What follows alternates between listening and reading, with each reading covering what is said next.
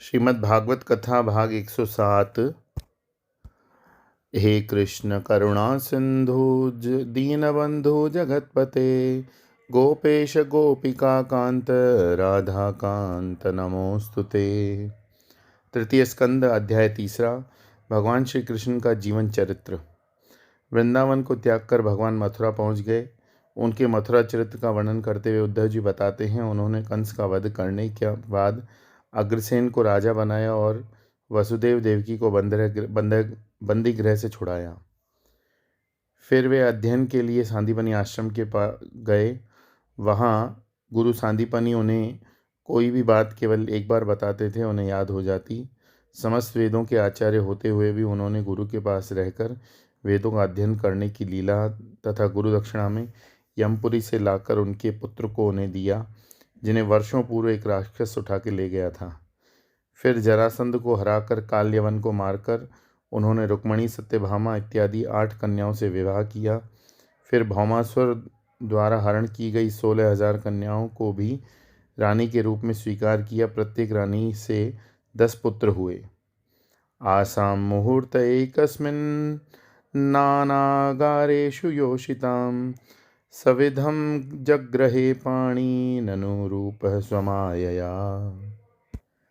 भगवान के विवाह के प्रत्येक प्रसंग में एक एक तत्व का निरूपण हुआ, जिन्हें हम देखेंगे। सर्वप्रथम रुक्मणी जी का विवाह देखेंगे। रुक्मणी जी ने भगवान को देखा भी नहीं था, केवल उनके विषय में सुना भर था, लेकिन उनका हृदय भगवान के प्रति समर्पित हो गया। उन्होंने एक ब्राह्मण के हाथ पत्र भेजा। भगवान ने भी केवल पत्र पढ़कर ही निश्चय कर लिया और रुक्मणी जी का हरण करके द्वारिका ले गए। द्वारिका आकर उन्होंने विधिवत विवाह किया। एक लीला भगवान ने यह सिद्ध करने के लिए कि वे अपने भक्त के लिए कुछ भी कर सकते हैं। साथ ही हमें यह भी ध्यान रखना है कि प्रभु सर्वप्रथम हैं, उनके लिए कुछ भी असंभव नहीं, सर्वसमर्थ हैं। यदि हमारे मन में भगवान के लिए प्रेम हो तो, लेकिन उनका सामर्थ्य के विषय में शंका हो तो हमारी भक्ति अधूरी है। सत्यभामा जी के साथ भगवान के विवाह के प्रसंग में हम देखते हैं कि भगवान को कलंक लगा। चोरी के कलंक को मिटाने के लिए उन्होंने ये लीला की।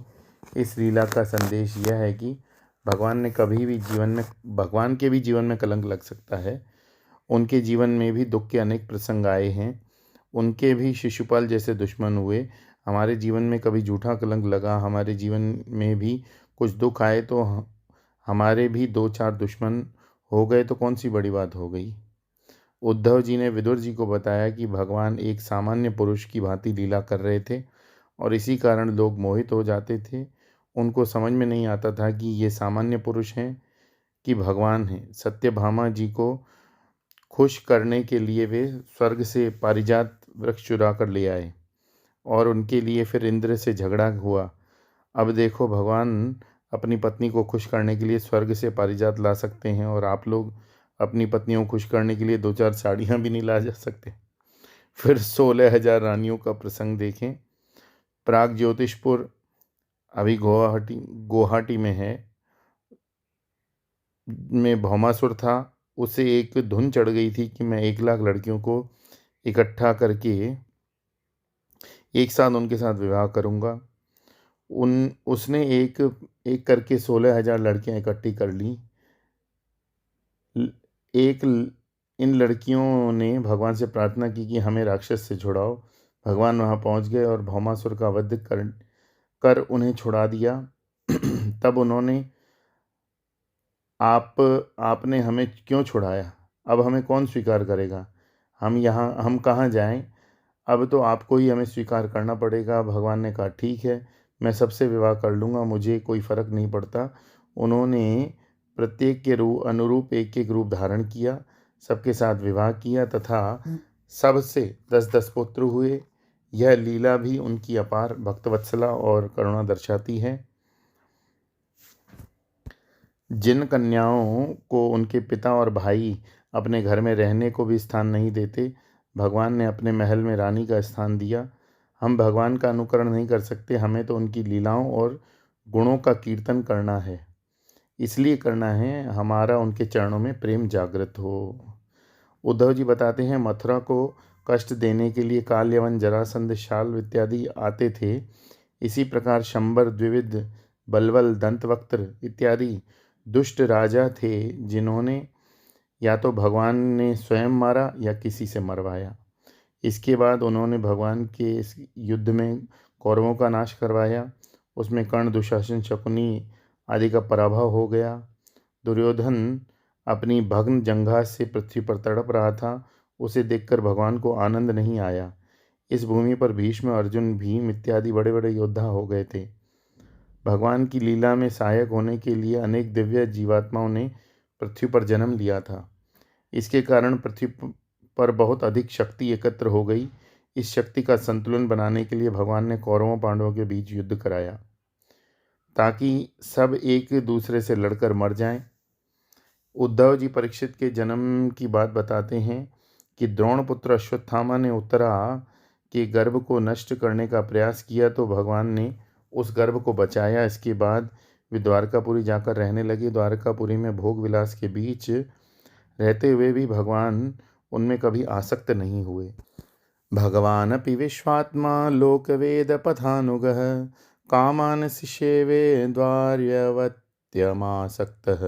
सांख्यमास्थितः। भगवान श्री कृष्ण ने अपने चरित्र और माधुर्य के सभी को सुखी किया। इस प्रकार बहुत समय तक भोग विलास करते हुए गृहस्थी से वैराग्य हो गया। तस्यैव रममाणस्य संवत्सरगणान् बहून् गृहमेधेषु योगेषु विरागः समजायत। हमने शकुनी मामा जी कथा पहले बताई कि दिव्य दर्पण में देखने पर पता चला कि भगवान को सबसे अधिक प्रिय था शकुनी। लीला चाहे संहार की हो चाहे श्रृंगार की, सब लीला ही है। भगवान किसी से आसक्त नहीं होते। पृथ्वी पर क्षत्रिय बल बहुत बढ़ गया, तो भगवान ने शकुनी के माध्यम से महाभारत की युद्ध की लीला बनाई। शकुनी उनका महानायक ही था, इसलिए भगवान को उससे कोई द्वेष नहीं था।